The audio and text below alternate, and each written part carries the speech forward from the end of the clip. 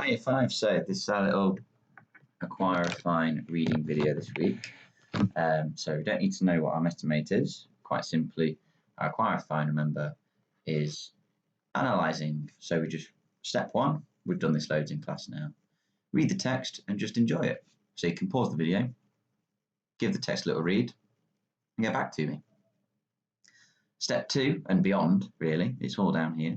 First of all, we're going to go over and clarify any text that we might not understand, or any words that you might need to have a look at.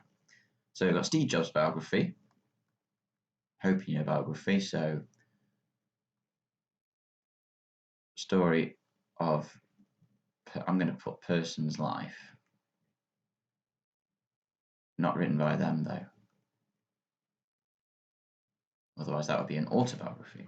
So Steve Jobs was an American businessman and inventor. In the 70s, he co-founded Apple Inc. You might know what founded is, not know co-founded, which is one of the world's most successful technology companies. This extract from Steve's biography describes his personality and some key events in his life. He goes on to 2 slides, by the way. In his early 20s, Jobs almost single-handedly introduced the world to the first computer that could sit on your desk and actually do something all by itself. He revolutionized, and you might want to underline that one and find out what that means, music and the ears of a generation with a spiffy little music player called the iPod. You won't know what those are now. And a wide selection of songs at the iTunes store. You all know what that is. He funded and nurtured a company called Pixar that made the most amazing computer animated movies, Toy Story, Cars, Finding Nemo, bringing to life imaginary characters like never before. So there's not much in that first one you shouldn't recognise, really. Maybe the word revolutionised, but it might be that it's not the vocabulary in this text that is an issue. Though he was neither an engineer nor a computer geek, he helped create one gotta-have-it product. Now that's a strange little phrase there. After another, by always designing it with you and me, the actual users, in mind.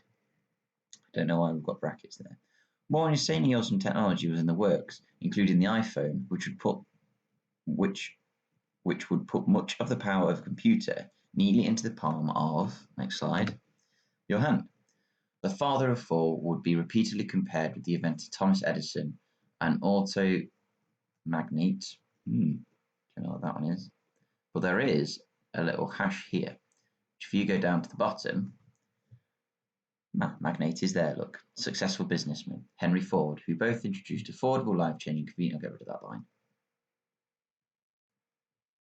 Can't remember how you get rid of the line now. There you go. Life-changing conveniences that transformed the way Americans lived. Yet for all his successes, Jobs also endured, you might want to find that, some very public failures. When he was 30 years old, he was summarily, which would be down here, suddenly, stripped of his duties at Apple for being too disruptive and difficult. He set out to build another computer company and missed the mark. You might not know what that phrase means, missed the mark. You might do though. Blowing through millions of dollars of investors' money. Might need to know what that means. He could be a volatile, which is hashed, so it'll be down here, unpredictable. Screaming at associates, competitors, and reporters. There's a couple here, associates, competitors. He sometimes cried when things didn't go his way, and he regularly took credit for the ideas of others. He could be both charming and gratingly abrasive. Ooh, good words there. Abrasive is down here. Harsh. Sensitive and stunningly mean-spirited.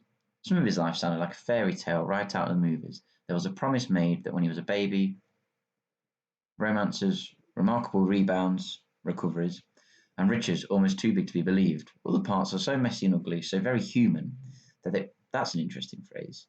So very human. What does that mean? Have a little think about that. They would never be considered family entertainment. He was both loved and hated, intensely admired, and widely dismissed.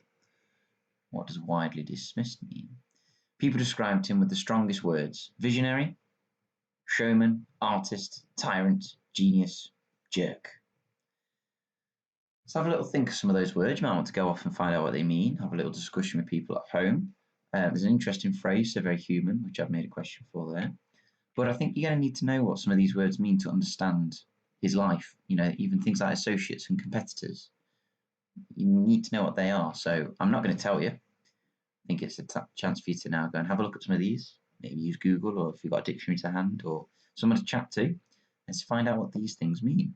And you can jot them down, can't you? You can write the word down on your piece of paper, what the word means, job done. Then it will make your reading a little easier later on this week. Well done, guys.